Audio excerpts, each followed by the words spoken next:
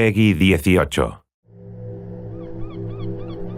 The oldest and strongest emotion of mankind is fear, and the oldest and strongest kind of fear is fear of the unknown.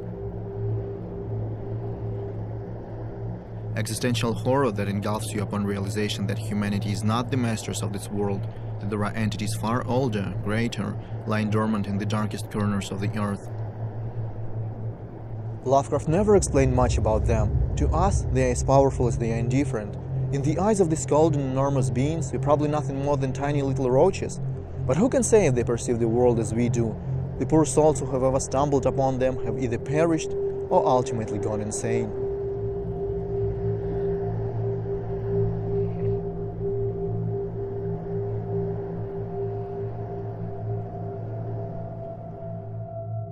We are fascinated with Lovecraft's works of horror fiction, and we've always felt like this world would be a fantastic setting for a video game. Mysterious ancient beings that people can never comprehend, devastating natural cataclysms that mercilessly clash with human civilizations, destroying everything in their way. We're building our game on the same underlying themes that Lovecraft explores: fear of the unknown, hopelessness, and desolation. This is what the mysterious flood in our game represents. Nobody knows why it occurred, and at this point nobody has any hopes for help. People are scared of uncertainty. They realize that the flood is relentless, that it can easily devour the whole city and ruin their lives, and they are basically helpless. One thing they are quite sure of, that it's only going to get worse. It kinda shows how insignificant and powerless people are in this world, and how callous the universe is. But here's a good question. At this point, Oakmont seems to be beyond salvation, and dozens of thousands have lost their lives in the fight against the ruthless disaster.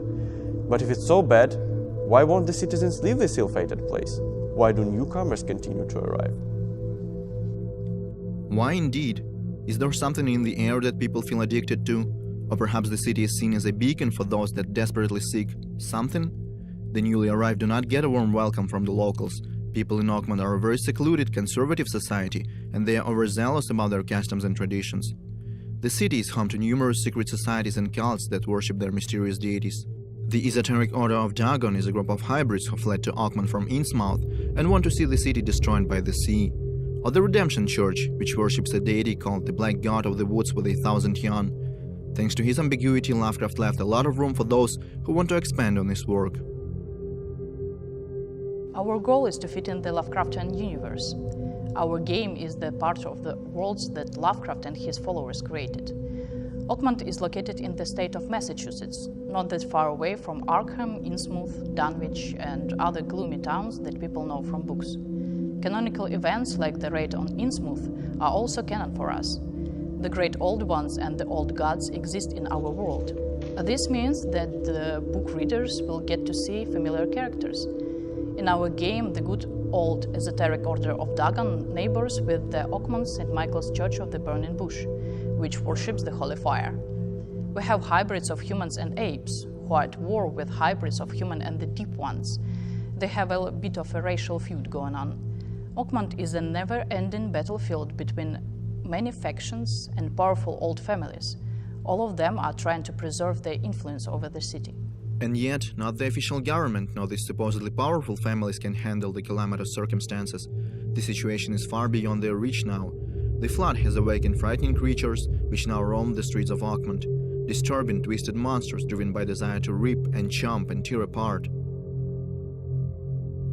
You know what most people find really frightening? Not spiders, not gore, even though these things can be very repulsive.